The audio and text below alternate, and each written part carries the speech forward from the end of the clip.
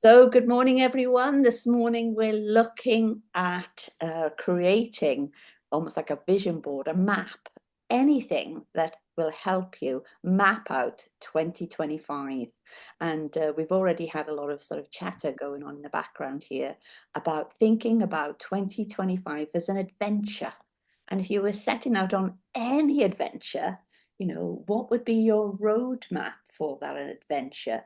So I know it depends on the adventure itself. It could be you're going off in the car, perhaps you'll switch on the sat nav or use Google Maps on your phone. So you have an idea of where you're setting off from and where you're going to, how much time it's going to take, and lots of other things that will happen in between. Yeah, I'd love to explore this morning with you. What's your roadmap? And as we're relating this to business, we'll start talking about the one-page business plan, which is a one-pager. It's a very visual document that can help us map out 2025. So Lynn and Karen are with me, and so we've got amazing minds working on this morning. Treasures, you might say, that have joined my adventure this morning on I Am Woman Hour. So we're going to go to Lynn first, who's going to be sharing with us what maps she uses in order to map out some of her journey. So over to you, Lynn. Okay, well, normally my map that I use is just trust. I usually wing everything, and it's worked. Lots of cases it's worked. But I think moving into 2025, I do need a better plan. I've started collecting information about what I'll need to go where I'm going. I'm building and I'm learning new things to help me to get to where I want to go so that I'm going to be much more prepared. My business is if in 2025, I want to see my business growing. I want to see my business more specific what I'm doing. I just want to be more prepared and have more choice in that direction rather than just allowing everything else to decide which direction and where I'm going to go. Do you think it's easier to do that because it's just you? I can imagine if you had a few people working for you and there was no route map of where you were going as a business or what their role was in helping you get there. Do you think it Yeah. would be more difficult perhaps if it wasn't just you and you had other people as well? Absolutely, it would.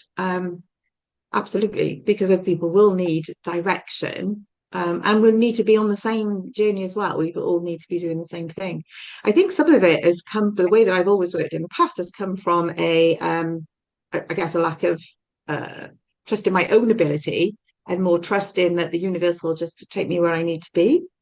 So, thinking that what will happen is meant to happen rather than choosing what I want to happen. So I think things have changed for me, especially this last year, and what I want and the way that I want to do those things has changed. So hopefully that will change my outcomes too.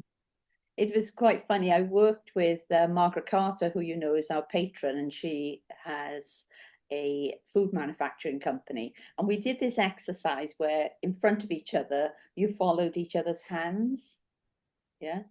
And so, if there's two of you doing that, it's great because you've got great eye contact.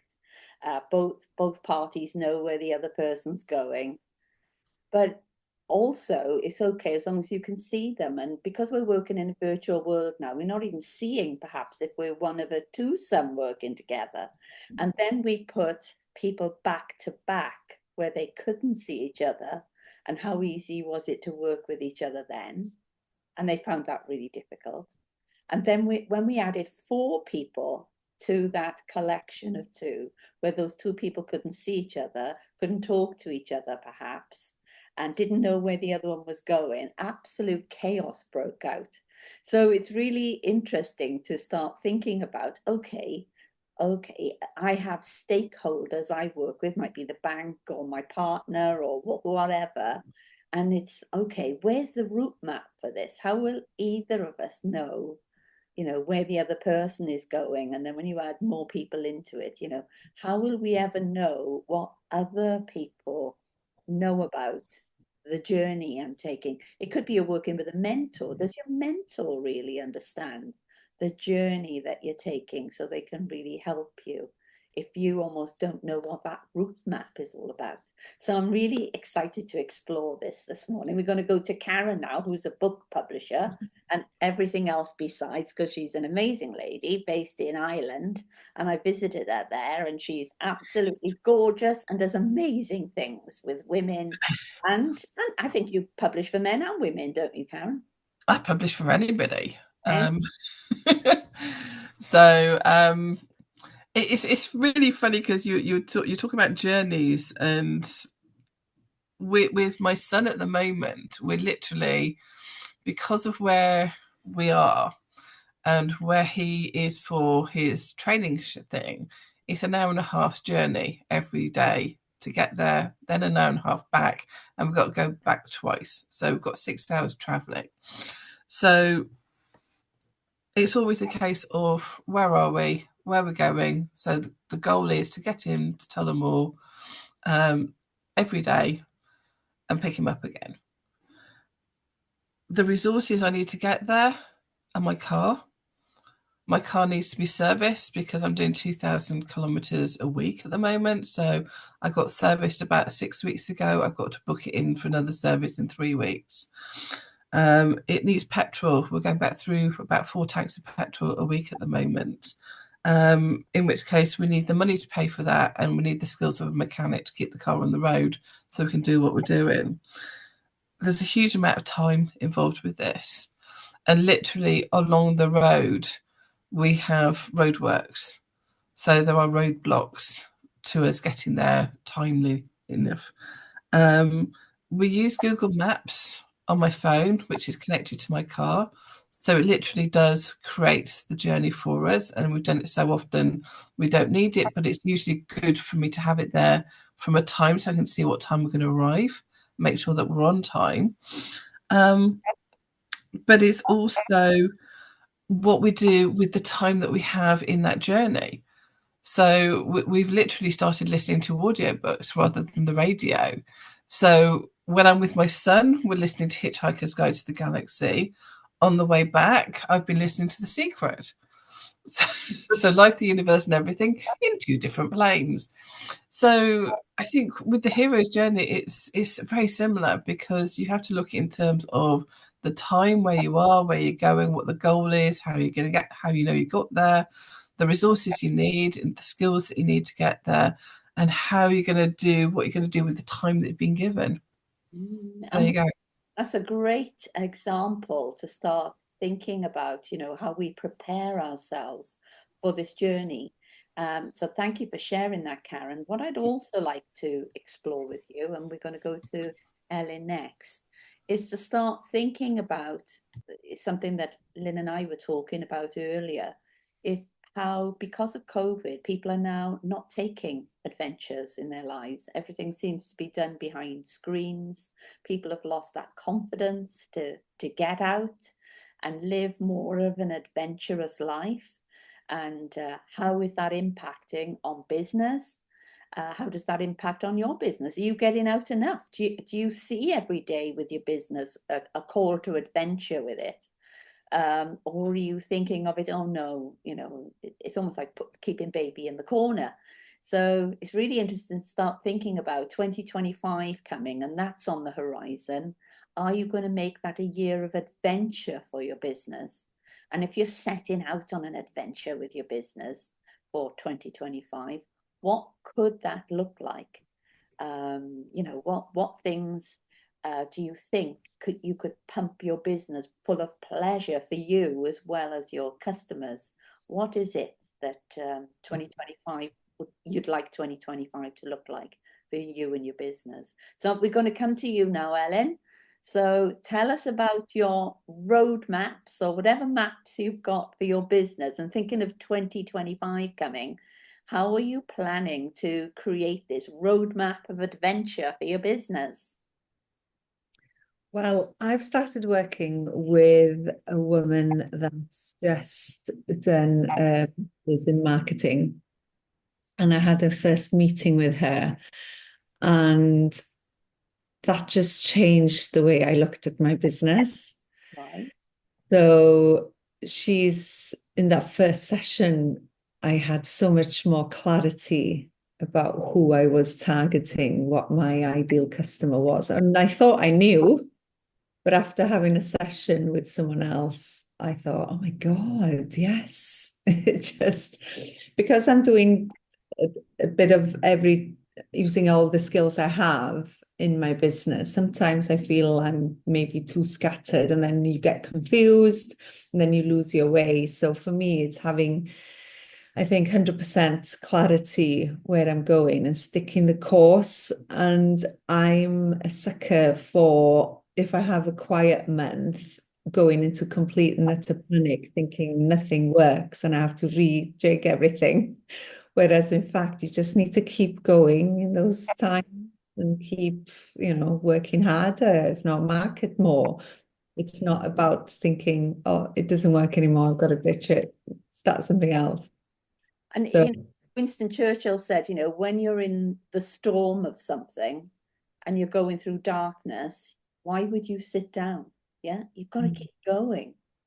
Yeah. yeah, hard. Sometimes as well on a journey, it's recognizing it is a journey. And Mm. part of the journey to have trials, and you're going to meet enemies and allies.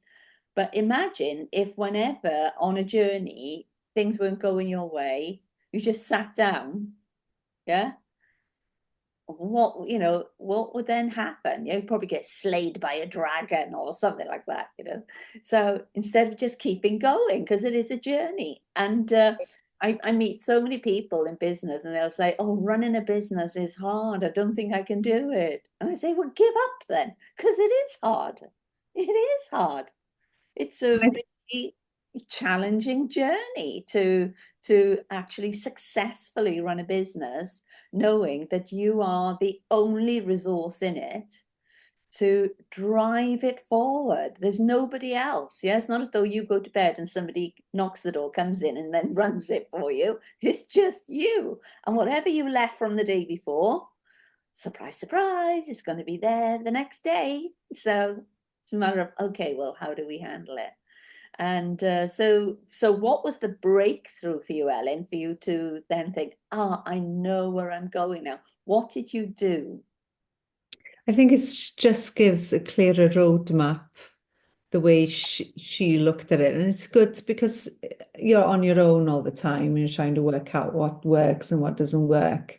It's good to have someone else to bounce ideas off and to have someone with a different perspective looking from the outside in on your business. Because I think, yeah, what I've learned recently this month is how tough and resilience you need with your mindsets also, because the only thing that can take you out is this. Yeah. So not letting the negativity of what's happening take control, So that doing that inner work is so important as well, so that you keep yourself as strong as you can, really. And in some ways, you can look back at Karen's journey, yeah? Because Karen has, I know it's a car journey, but Karen has already said she's got a car, yeah? She knows it needs fuel. She knows it needs maintenance. She knows every day for however long this car has got to be in shape in order for her to do what she needs to do. And I know it's a car, but I also know as well, Karen and I were chatting away and she said, I realized as well, I might need to replace this car because the car I've got, I know I'm running it down too much. So there's also a car replacement plan on the horizon as well. So Karen, can you give Ellen a little bit of analogy connecting your story with Ellen's? Because yeah, it is hard in business when it is only us. Yeah. It is, but it's that whole thing of your why. I am traveling an incredible amount of miles each week just to get my son to go to his placement. But he's my why.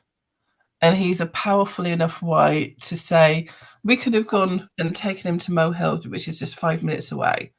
And he could have done a similar course, but not the right course for him. And we were planning on moving anyway. But we knew that for him to have the life that he wants going forward, we just had to suck it up. And it is really, really crappy at the moment. I am exhausted. I'm on tablets for anemia. My thyroid was underactive, and my thyroid was low as well. So I was tired on tired, and then doing this as well. But it was a case of, it's really crap. It's not going to be forever. Just suck it up and get on with it. And that's what we're doing it. It is really, really crap. Sometimes it will be really crap, and you just have to get up, put one step in front of the other, just get on with it. But also have this really, really powerful why. Why are you doing this? Because that is the key to everything. Because if your why is not powerful enough to get you out of bed, it's not going to be powerful enough to keep you going when the crap hits the fan, when you get the roadworks there, when it's snowing, all those different things. You just have to have a really powerful why. And that is individual to everybody, whether it's personal for me taking Daniel to his placement, or for me in my business. Having the powerful why is what will get you up in the morning, keep you going, even when you want to give up. And sometimes it's just sheer bloody mindedness. Sometimes you just don't give up. Lynn has raised her hand. Over to you, Lynn. What would you like to add at this stage? Yeah, something that just struck me as Aaron was talking is we're actually meant to have challenges. We're planning a journey, but in line with the hero's journey, we almost have to expect to have challenges. They're part of what we're going to go through. And I think it suddenly kind of like hit when as you were talking, Aaron, it was like, oh, right. Actually, we all have those times, and we're meant to. And that somehow makes it okay. That somehow takes the angst away from it all. And every good story has challenges. If you were to think of Star Wars or The Matrix, there are challenges.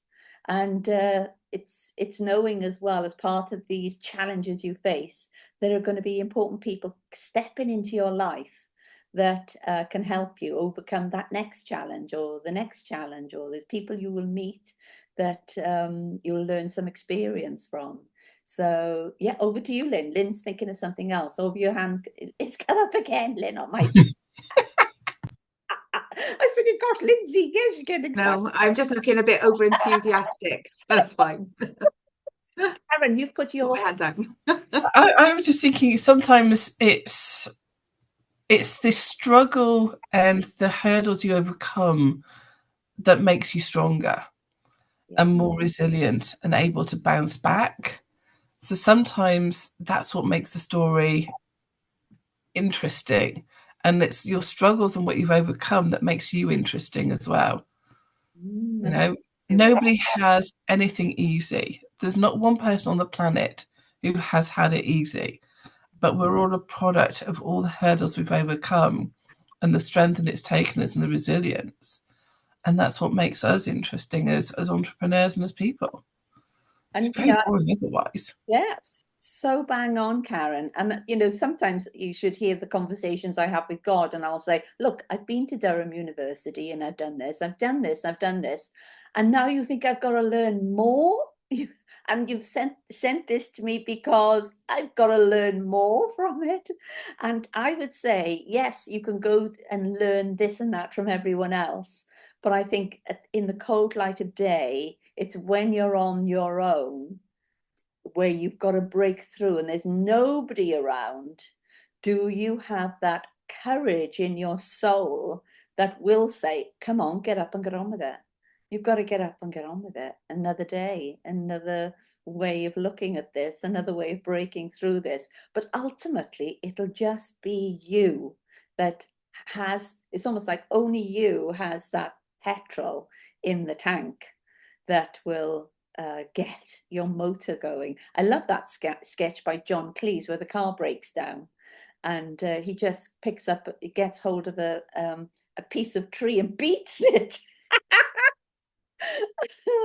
Yeah, that's a funny one. Anyway, so let's crack on and have a look at this one-page business plan, and then we can have some fun then thinking about how we can use it as our route map. So I'm just going to share my screen and I'll bring it up got it in Canva here.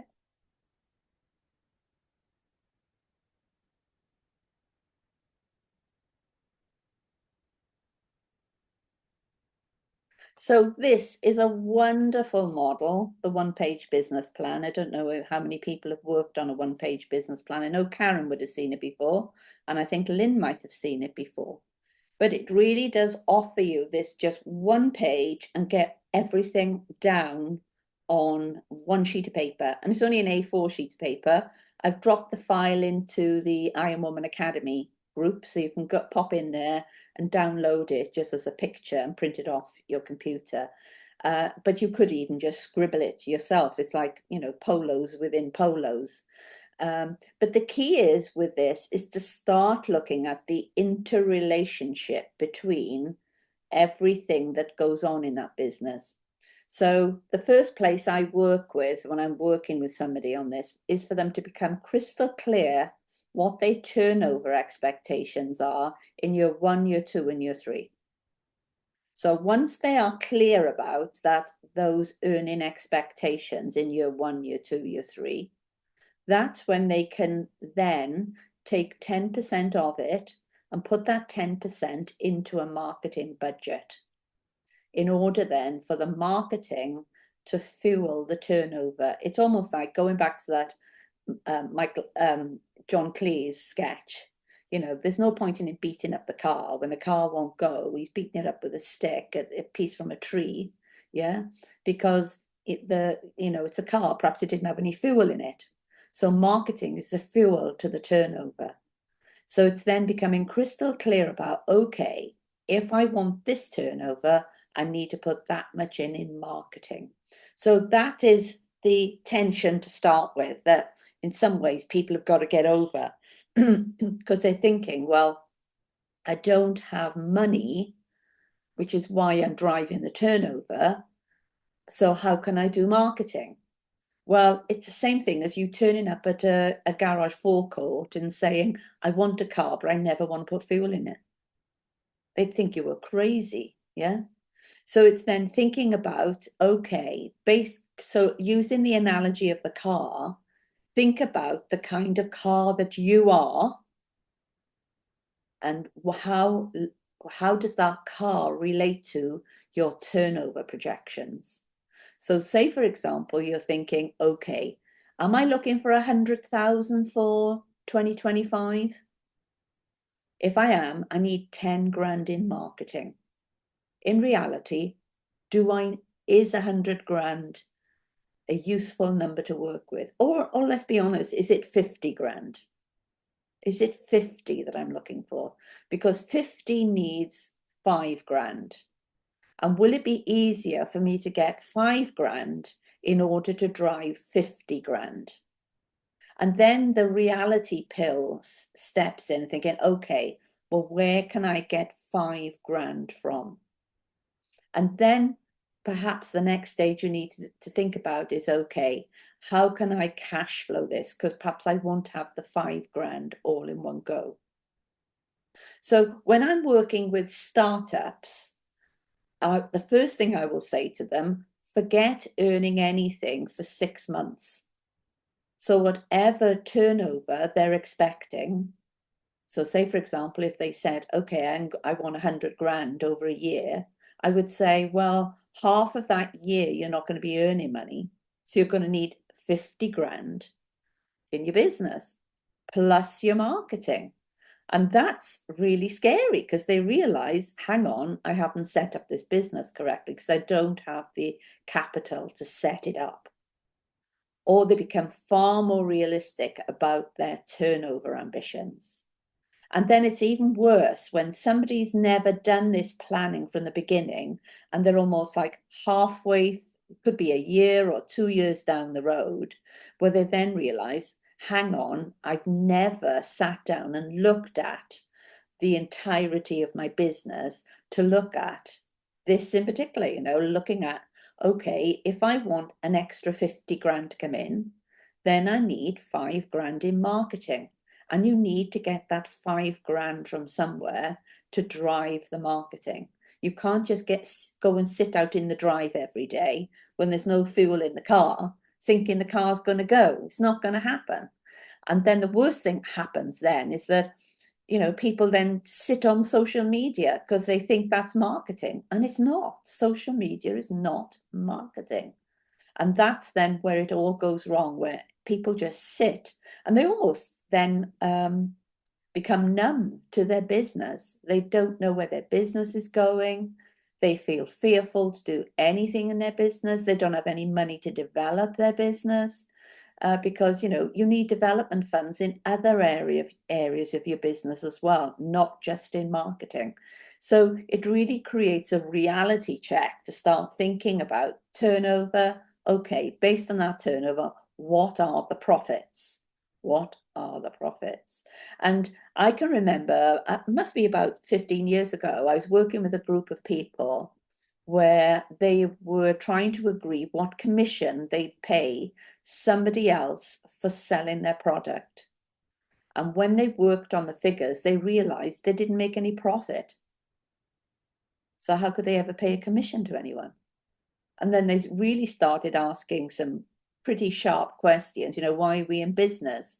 If I'm going to run a business that actually loses money, what am I doing this for? And it's been interesting. A member of my family bought a franchise with a big franchise company.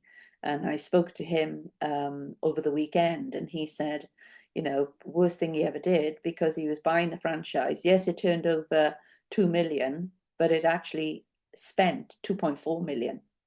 So every year he would, where does this other 400,000 come from in order just to sustain the business? So it's really interesting when you start looking at the whole picture of your business in light of the turnover in relation to the profits, and recognizing marketing has to drive the turnover. And that's a straight 10% of turnover. Forget about profit. 10% of your turnover expectation needs to go into marketing. And then once you realize then, okay, if I'm planning for 50,000 or 100,000, 10% goes into marketing, and that gives you a marketing budget. Yeah. And this is where I sit down with people and I say, okay, you've got, let's work with some hypothetical numbers. Okay, you've got a marketing budget now of 10,000. Now I want to know penny by penny, how is that 10,000 going to increase things tenfold to create the 100,000? Because you've got to have the conversion on it. And then you have these hard conversations with people where they say, well, I'm putting an advert here and I'm putting an advert there. And I say, will it yield 10%? So will that yield a conversion into 100,000 for you? So whatever strategy. So whether it's a networking strategy, when you walk in a room, is thinking about, okay, I've spent, say, £100, yeah, is when you start thinking about a monthly membership and a meal and transport and everything. If I'm spending £100 here, is that going to give me £1,000 in the room? And then you start thinking, well, why am I here if it's not? Or what am I doing that's wrong if it's not? And I can remember somebody in Iron Woman, they said, oh, we're running an event. Will Iron Woman sponsor it so that you buy a table and spend £1,000 and then get 10 people around the table? So I had to say to them, how can I be sure that £1,000 is going to give me £10,000 back? And they almost jaws dropped to the floor. They hadn't factored that in, that if you were spending money marketing with anyone, it's got to convert back. So it really gets you thinking about being a lot sharper in how you're spending marketing funds. And are they going to convert for you? Because I was intrigued when we had last month at Iron Woman, we had Kazi, and she asked everyone, what social media platforms are you working on? And everyone said what social media platforms are working on. And she said, none of those create the return that email marketing does. And we were all, oh, what? Oh, and she said, so the only thing you should be concentrating on in 2025, okay, there are feeders to the email campaign, is your email marketing budget and how you're going to ensure you've got an amazing email campaign. And I'm just trying to pick up the numbers that she gave us. Lynn, can you remember the numbers? Because you were there as well. How she said, I've got it. Okay. So when it comes to email marketing, half the population, that's 4.3 billion people, check their emails 20 times a day. 60% of people check it on mobiles. And for every £1 spent, you don't get, if you were to think of the conversion of this in front of you now, if you think of, you put in £1, the conversion of email marketing for every pound you spend is not £1, £2, £10, is £42. That is a massive yield, a massive yield. So it's really interesting to start thinking about, okay, let's have a real look at marketing and how this can drive the turnover, but obviously other aspects of the business, because this is a route map for an adventure.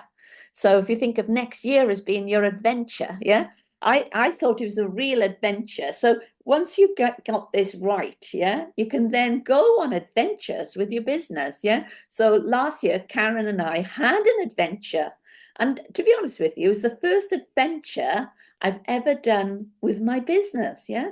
So I don't know how much I spent. Say I spent £1,000 on my adventure, yeah, to go to Ireland. I don't think I spent £1,000, probably around £500 I spent on going on my adventure to Ireland, yeah. And so we stayed in a most amazing hotel with spa facilities. we went to see a fabulous play. And we also saw Stephen Bartlett, yeah. So that was the reason for going there, to actually see Stephen Bartlett, and all that elevation of spirit that he did, yeah. So when you think of that, even on here you can put your adventure, because you could put an investment into people on one of these spikes. So what's your adventure fund for next year? And when it comes to certain aspects of your business, so what investments are you going to plug in, and what acquisitions? Karen, you've got something to add?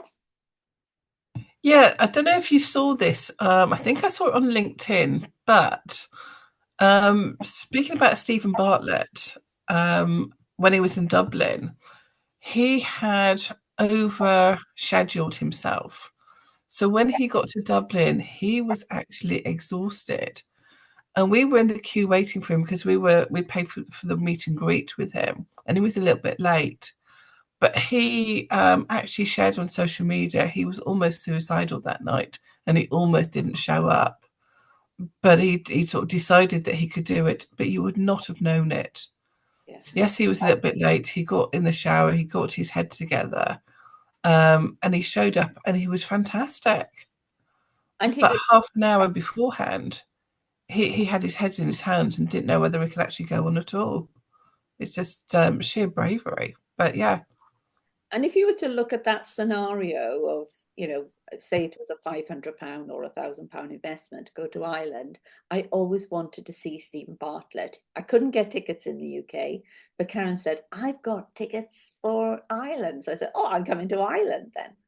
But then it's when I got there making use regarding on marketing terms, the fact that I'd gone there. So loads of photographs. I had the opportunity to meet Stephen Bartlett. And whereas before I would have sort of hidden, thinking, oh, he's a lot better than me and blah, blah, blah. And I'm not going to talk to him. I shouldn't say anything.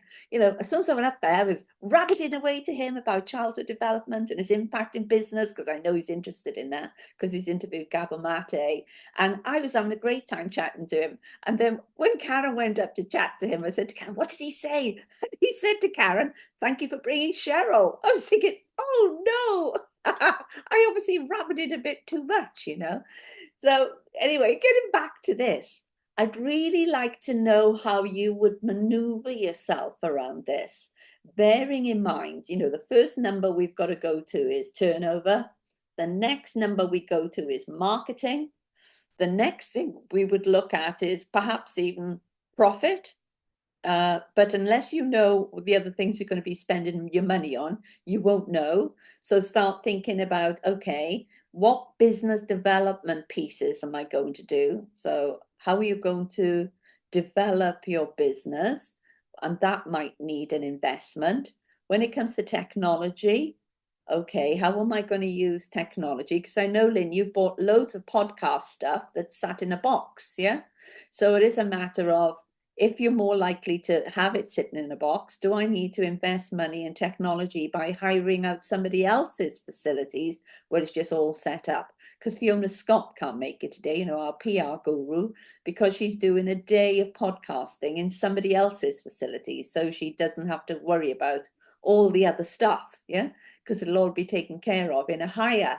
So technology can include things like hire, licenses, any equipment you need to invest in. So what's happening there? There might be some acquisitions you're thinking of. You might be thinking of investing in another small company and making an acquisition in their company. And then, just thinking about this whole thing in its entirety, because it is your route map, but how do you want this call to adventure? Yeah, to look like? What is this call to adventure all about? Yeah. And the numbers are irrelevant other than you need to make a profit. So sometimes the profit is what you look at last, because when you start looking at the other areas you want to invest in your business, it could well be that the profit is not relevant to you. It could be when it comes to the people side of it, you're only running your business in order to update your skills, or just have a business that creates a lifestyle, creates this time freedom and financial freedom for you. But at the end of the day, it is your route map and there are no restrictions on it. The only restriction, I say, of your turnover, 10% goes into marketing, and then you can do some really amazing stuff in marketing. So, Karen, I'd like your spin on this one-page business plan. What does your route map look like? What does my route map for my... Oh. Well, I'm kind of rebuilding my business. So for me, I'm kind of going from the foundation upwards. So I'm actually doing the opposite of this. I'm looking in terms of what is it I need from the foundations up. So my website, my email list, what are the numbers for that? What do I need to grow? So I know with Denise Difford Thomas, she works on the basis that for every 100 people you're in contact with, one person will buy from you. So there's that 1% rule. So if you, and I know my customer lifetime value is about 5k. So I have to think in terms of how much it's going to cost me to acquire that person and how much I'm going to get out of it. So it's just a bit of number crunching, really. And I think if I remember right, Rachel had a similar thing. Rachel Bedgood had a similar thing where she sort of piled out a load of emails, just saying, connecting with people, then emailing them, and 98% of the time they will have no interest in what she's doing. But that doesn't matter. She's looking for the 2% and she has to get the 98% out of the way. So there's also a mindset thing as well of you're going to get 98% rejection, but you're going to get 2% to find it. So for me, there's an awful lot of numbers in the background and the mindset as well. So yeah. What this can do for you, Karen, is actually become conscious with this and look at all these aspects, and then look at the numbers, because there could be a grant out there, because there are grants in this country, for example, the purchase of technology and marketing. But sometimes, unless we get conscious with it, we're not looking at the numbers, and then not pulling in some additional resources to fund it. Because, say, for example, I know I want to buy a new camera for the business for me to take more photographs and filming. And I'm waiting for a business development loan for that, because they'll fund 50% of it. Yeah. I know, well, I could just jump in and buy it, but why would you jump in and buy it when you can get 50% of it funded elsewhere? So it's just really us becoming conscious with these numbers and remembering it is a route map for us to get conscious and say, hang on, what turnover do I want to drive?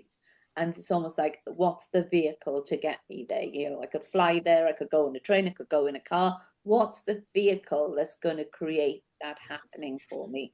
And I know for me, next year, I'm really going to be looking at email campaigns and really getting that underway. If £1 converts to £42 back, I don't know of any other social media platform that can offer that up. Yeah, it's really, really powerful. And Kazi works in 85% of our markets in America. And it's just little things, just knowing those stats, as far as people, half the population that have websites check their emails 20% of the day, no, 20% of the 20 times a day. That is powerful, isn't it? Somebody checking emails 20 times a day. And then thinking about, if 60% of our audience is checking on mobiles, how mobile friendly is everything connected in my marketing for people to read it and see it, a really quality piece of marketing that's happening. So I'm going to come to you, Lynn. How are you going to use, or could you use, this route map to start fleshing out you getting conscious with perhaps some of the numbers or predictions you'd like to make? You're off on your adventure for 2025, there you got your route map in the back of your bag. Could this help you sort of with your mapping? Absolutely. I think seeing it all on one page is really helpful, even just to start to process how all of these things have an impact on another thing. And I think taking more conscious choices is where I'm going forward. That's what I need to be doing, because I think about marketing as almost like incidental. And talking about like using photographs better, but also data. I've collected a lot of data so far. I've got a lot of really relevant data, and I really do need to talk to Sarah about how I use that within my marketing, because I think that will help a lot. For me, I've only just really realised again, like Ellen, about the who my customer actually is. So I think my mindset around that is sort of slowly turning, and I'm realizing I need a different approach. But thinking, okay, well, I'm going to need to put money into that helps me, I guess. I don't know, think about it in a different way. Just think about it in a different way. It isn't incidental. It does need to be planned. I do need to think it through. So I definitely think this can help me doing that. Having an adventure fund. I like that idea of having an adventure fund. Yeah. And I think things like that, it's about overcoming the guilt to do that. Sometimes those things seem a bit frivolous. Yeah. But actually using that in marketing makes that all really relevant, doesn't it? And sort of joining those things together for Did me. So that's, yeah. Did you know, thank you, Lynn. Lynn and I have been talking about this before you came on air. Did you know, we talk about chakras and how important the chakras are, the energy centers in the body. And did you know, in the second chakra, so that's only, one up from the bottom. So in chakra 2, there's only one basic right in chakra 2. And the basic right is to feel and have pleasure. So I'm thinking, oh yeah, I've got to get past that. So I've got to be doing that every day. yeah, my basic human right to feel and have pleasure. So it's really looking at this as far as, okay, how can I create a business where it's really pleasurable? So even if I'm doing an email campaign, how can this be a campaign that, sells joy, sells bliss, yeah, sells pleasure? Because sometimes we just put ourselves into a different box thinking it's all supposed to be hard slog. But no, what if your marketing campaigns for next year are all about bliss and pleasure and people really enjoying working with you and having fun? On this people prong, you remember you're the person the business is built around. So you can put an investment fund in there. So say, for example, you put in 10% in marketing. Why not put 10% in your people fund, your pleasure fund? Yeah. And start thinking about next year, my pleasure fund for me and my business, I'm going to be doing this, this, this, and this. Yeah. And yeah, start thinking about this in the terms of your next year and is an adventure for you and your business. So how are you going to make this a route map of joy and bliss for you to deliver as well, knowing that yes, you want the returns of the turnover, but you've got to make it a pleasurable journey as you go. We'll come to you then, Ellen. How would your route map look for next year? Your 2025 sort of route map of your turnover projection, putting 10% in marketing, thinking about perhaps business development money you need, or what you're going to invest in technology and your pleasure people fund. Yeah, I love this because I feel I need to go back. You need to go back and check all these different aspects of your business quite often, I think, because you can easily lose track of where you're going because you're thinking of the hustle of the next customer, the next customer. So going back to basics is really good. I'm lucky I'm having the marketing one-to-one for free because she's gaining from it as well as a project. So I feel the business evolves and you evolve as well as a person. So yeah, what was your question? Sorry, I've gone off now on a tangent. So how might you use it? I suppose for me, whenever I think of a business plan, there's pages and pages and pages and pages, and you lose track how page 49 relates to page 2, or how that relates. And what did I say there? Whereas this is like a catch-all, and you can just really start thinking about, it is a plan for the year. And I tell you what, where I used this, where I felt it had a massive impact. Somebody said they wanted to employ somebody. And I actually met her. Where did I meet? I met her in the queue in Holland and Barrett a couple of weeks ago, and she referred to this route, this map, and she said, I still use it. And she was a chiropractor, and a very skilled and qualified chiropractor. So one day she turned up and we were doing some mentoring together, and I said, so what do you want to work on? She said, I want to work on me driving the marketing and employing somebody else in the business to do the practice.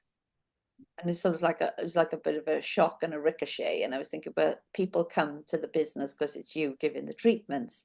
How do you know bringing this person on is going to benefit the business? And you can't do marketing. You're not skilled in marketing. So why are you, the skill and talent that you have, suddenly making that redundant and pumping your expertise into marketing that you can't do? And she said, well, I still want to do it. And it was only when we did this, when we looked at how much would it cost to get a person at her level to be doing what she needed doing in her business. And as a marketeer, based on what she was pulling out to the business, how much did that business need to now earn? Because there were 2 salaries in there. And did she have the skills from a marketing perspective to drive that volume of turnover through the business? And it was almost, when she saw it in black and white, she said, I can't do it, can I? Yeah.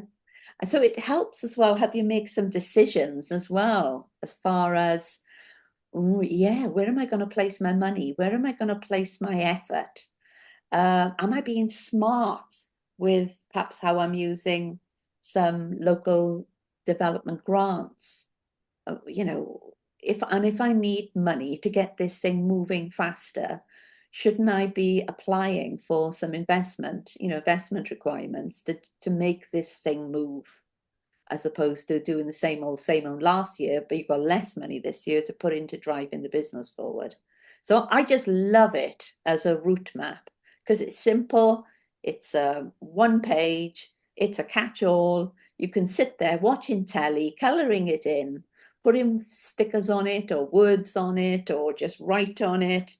And just to give you a feel of putting you back into driving your business as opposed to being unconscious and thinking, oh, let it go, let it go.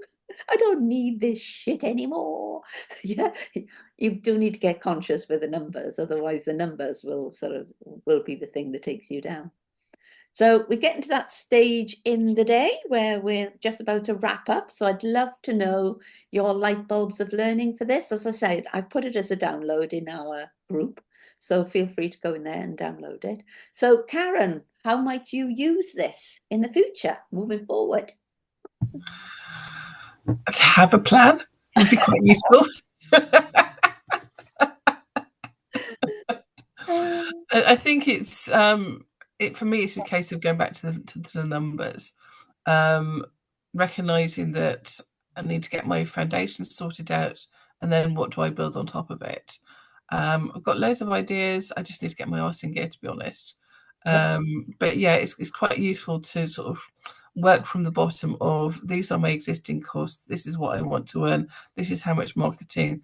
This is therefore how much turnover I need, and that's how much profit I'm going to get from it. So it's kind of reverse engineering it almost. Yeah, lovely. Thank you. Coming to you, Lynn, how might you use it? Get conscious is what I'm thinking. I think that's really important. It's like facing the fact that there might be challenges, but that's okay. And how am I going to be prepared for those challenges? How will I overcome them? Even what do I want to bring in? I've never really thought about that. I've just been grateful for the work that's come in and happy to have what's come from that. Yeah. But actually being more conscious about where I want to be with it is going to help in all different kinds of ways. Yeah. And, going back to, we talked about this pleasure fund. Again, that feeds into your why, to think, oh, there's going to be an opportunity for me to perhaps take a course, update my skills. Could be almost like a mini break where I go and meet somebody or attend an event.